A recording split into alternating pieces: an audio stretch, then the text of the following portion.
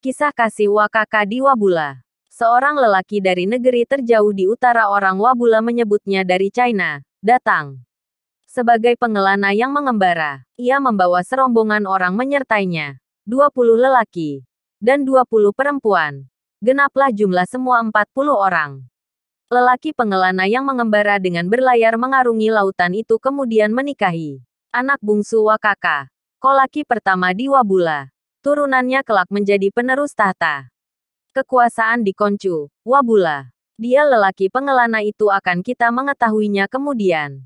Sribajala keluar mengarungi samudera mencari cinta sejati dan menemukan jodoh abadinya. Ia adalah sejatinya pengelana sekaligus sebenarnya pelaut ulung yang tangguh. Dari negeri China, di atas angin, turun ke Nusantara di bawah angin, setelah sebentar singgah menepi di Kolencucu dan Wasalabose. Sampailah ia di Lakarerempe, tepian pantai yang landai di pesisiran Wabula. Perahu yang ia tumpangi dalam pengelanaannya mengarungi lautan besar itu kecil saja belaka. Tapi tangguhnya tak tertandingi. Kelincahannya menari di atas punggung gelombang tak terbandingi. Dinamai perahu yaitu Lakambai Bunga. Tiba di Wabula, Sribajala segera melihat bulan di Koncu, tempat tinggal paling awal orang Wabula. Putri jelita bungsu Wakaka bernama Wabula. Bula menarik perhatiannya, dan seketika memincut hatinya. Ia jatuh hati terkena panah asmara. Wabula-bula juga berbinar matanya.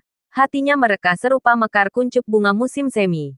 Seperti ia menemukan kilau mutiara pada mata dan rupa bersahaja Sribajala. Ketika mereka diperjodohkan, tak kepalang tanggung. Giranglah saja belaka keduanya. Kegirangan yang di akhirnya adalah sebenarnya petaka. Menikahlah Sribajala dengan Wabula-bula. Buah dari jalin kasih mereka lahirlah perempuan yang juga jelita dan keanggunannya tak tersamai. Dinamai anak dari buah berkasih mereka itu Wabulawa. Wabulawa putri Sribajala menikah dengan Kumaha, seorang berpengaruh yang dikirim dari pusat kerajaan Buton. Kumaha sendiri adalah putra Lasiritapo, seorang bangsawan berpengaruh di pusat kerajaan Buton. Perkawinan Kumaha dengan Wabulawa melahirkan anak-anak Warandawula, Waindawula, Ambalimbalino, dan Kole-Kole. Sejak pernikahan Kumaha dengan Wabulawa itu berakhirlah masa kolaki di Wabula. Penguasanya berganti nama menjadi Parabela, dengan Kumaha sebagai Parabela yang pertama di Wabula. Kumaha adalah anak Lasiritapo, kolaki Wabula. Lasiritapo adalah anak La Saompula. La Saompula adalah anak La Karakamba. Sesudah Kumaha turun tahta di Wabula, ia digantikan anaknya bernama Ambali, Mbalino. Seterusnya La Cinau, sampai ke Ama Papua. Lasiritapo, Raja Kolaki Wabula adalah cucu La Karakamba. Lasiritapo bersaudara dengan Laja Kosokana, Raja Kolaki Siompu. Keduanya adalah anak-anak La Saompula. Itulah mengapa begitu dekat pertautan Wabula dengan Siompu. Bahkan sampai sekarang dalam ritual adat tahunan masing-masing dari mereka harus mengirim perutusannya menghadiri karena sengkarut dan pelik kisru asmara yang akut. Wakaka berang dan ia memilih pergi. Membawa segunungan kecewanya. Meninggalkan si Batara, suaminya. Kekesalannya meluap ke ubunnya. Membuat gelap mata. Si Batara dirasainya terlalu berlebih. Kasihnya kepada perempuan madunya yang lebih muda darinya. Ia cemburu. Menjadikannya cemberut terus-terus. Perempuan. Pada mana-mana pun perempuan. Kalau kasih kepadanya sudah dibagi ke selainnya. Bahkan mati sekalipun mau saja ia lakukan. Mata setiap mereka menjadi gelap. Sesuatu hal besar yang mengejutkan si Batara dilakukannya. Bulawambona namanya. Wakaka pulang ke negeri asal datangnya di Koncu Wabula. Naskah menyebutnya kembali ke Kahyangan. Dalam perginya itu, tengah ia mengandung anak yang dikandungannya itu kelak dilahirkannya di Wabula. Dalam pelariannya, dinamai Wabula-bula anaknya itu. Dengan si Batara, Wakaka beranak 10 orang. 1 orang ditinggalkannya. 9 lainnya dibawa mengikut dengannya. Masing-masing ke-10 anaknya itu, Bulawambona, Patolambona, Patolakamba, Patola Sunda, Wabetao, Wabutuo, Paramasuni, Sitimbara, Sribajala, dan Wabula-bula. Wabula-bula, anak Wakaka, si Batara yang dilahirkan di Wabula tumbuh sebagai gadis jelita yang cantik, membawa cahaya pada rupanya. Ia begitu tersohor keanggunannya. Rupa Wabula-bula serupa saja bulan di 14 malam. Sribajala, lelaki pengelana telah sampai di Wasalabose. Dan dari sana, segera ia melihat pancar cahaya di Gunung Koncu.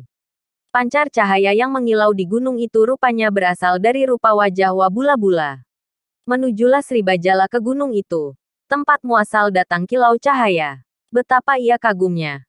Meluap hasrat hendak memilikinya. Perempuan jelita itu telah kini di hadapannya. Berhadap-hadapan keduanya. Saling tatap-menatap. Dan dalam tatap menatap itu, membiaklah kasih. Kisah yang kemudian ujungnya membawa ke petaka bermulalah di sana. Sribajala menikahi Wabula-bula. Segera teranglah segala-segala. Rahasia simpanan mulai tersingkap. Dan terungkap kemudian semuanya. Belahan tempurung pemberian orang tua mereka sedari kecil disaling tutup sungkupkan. Begitu tepat seukuran tepiannya menutup rapat-rapat. Sadarlah sedarah rupanya mereka. Saudara sekandungan. Petaka menghamparlah terjadi. Betapa malunya keduanya telah berinces. Sesuatu perbuatan yang dinista dewata. Perasaan bersalah membuncah memenuhi dada.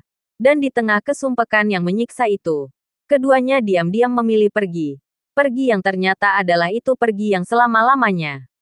Berdua mereka menaiki perahu. Hendak pergi sejauhnya. Meninggalkan Wabula. Tetapi pergi. Dalam kesusahan hati. Membawa segunungan rasa malu itu tiada ketenangannya. Di tengah laut. Wabula-bula membuang diri. Menceburkan badan dalam gulungan gelombang laut. Segera.